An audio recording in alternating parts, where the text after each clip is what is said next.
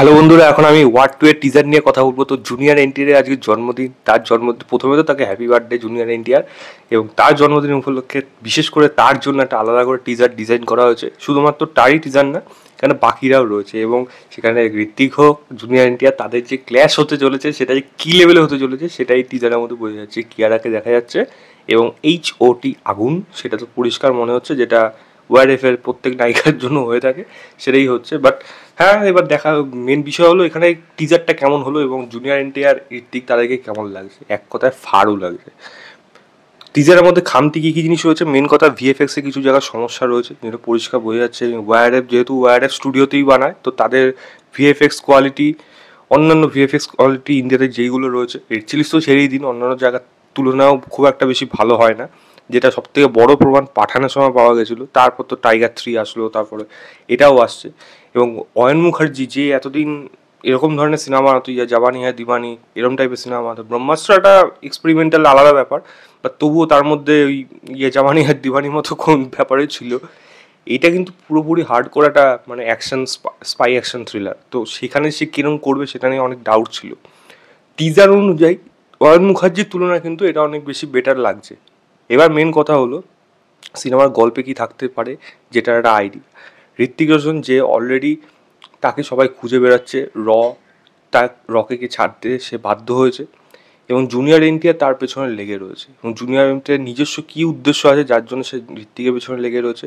ঋত্বিক কেনই বা ছাড়লো, এর মধ্যে কি কোনো মোল এসে গেছে নাকি, এবং আলটিমেটলি এদের ক্ল্যাশটা কোন জায়গায় গিয়ে দাঁড়াবে, এবং সেখানে জুনিয়র এনটিআর কি একমাত্র মেন ভিলেন, নাকি এখন সে হয়তো ঋত্বিকের পেছনে লেগে আছে, হয়তো পরে গিয়ে তারা একসাথেই কোনো লড়াই লড়বে। তো সেটা কিন্তু আমাদের দেখতে হবে যে কোন সময় কোন জায়গায় তারা মুখোমুখি হচ্ছে। এবার কথা হলো সিনেমার মধ্যে যে কিয়ারাকে দেখুন যেটুকু লাগলো, কিয়ারা যেরকম দীপিকাকে যেরকম রেখেছিল শুরু ইন্ট্রোটা পাঠানে, এখানেও মোটামুটি কিয়ারাকে ওরকমই লাগছে। এবং বাকি কথা হলো কিয়ারাকে যদি বাদ দিই, দুজনকে কিন্তু ব্যাপক লাগছে। জুনিয়র এনটিকে ডেফিনেটলি ভালো লাগছে। ঋত্বিক তো ভাই এবারে স্ক্রিনে আসা মানে পুরো ডমিনেট করে না ভাই, লুকস দিয়ে অ্যাটিটিউড দিয়ে সেটাই বার করে দেবে, সেটাই কিন্তু এখানে হয়েছে।